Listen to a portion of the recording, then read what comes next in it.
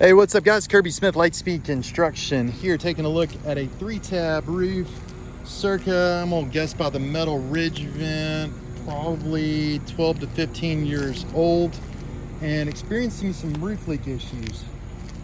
Thing one, it is certainly acceptable to leave the old hardware, although it's a little unsightly. One of the requirements that we would have if you're gonna leave old hardware for these dish units is that these things need to be sealed up real good, and this is not sealed up. Although this is not the area of the roof leak, this needs pretty much taken off this roof because none of these things are sealed all that well. I don't like it. Certainly could be an issue in the future, and don't want that, of course. Looking at this roof, the metal ridge vent's probably the biggest vulnerability. You guys can see these have exposed screws, or excuse me, exposed nails that I don't know how in the world this isn't leaking, because they always do, but this metal ridge vent appears to be an excellent candidate to leak. Gripe. We've also got numerous penetrations. Pipe boots are okay, but not great. And so that sort of is what it is.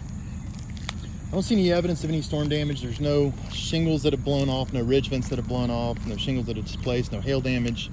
So kind of checking that off the list. And I know this homeowner is interested in kind of having a roof replaced, and they'll fund it, and maybe gutters as well.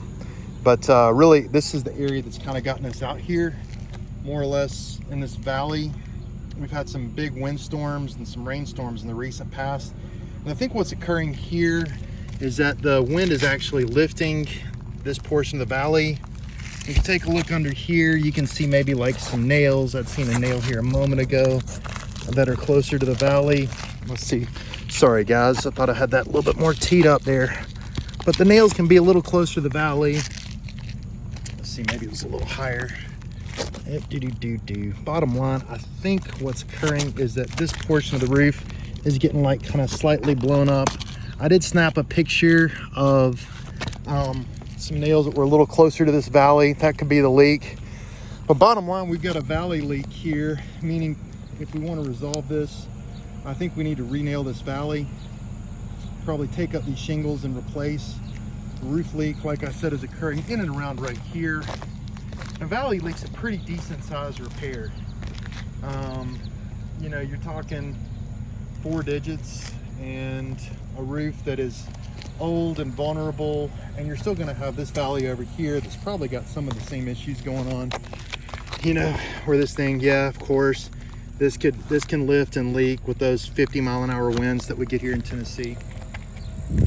So anyways, guys, I think we will draw up a proposal to replace this roof. Unfortunately, I don't think I'll be able to resolve this roof leak for these owners this evening, but a new roof certainly will.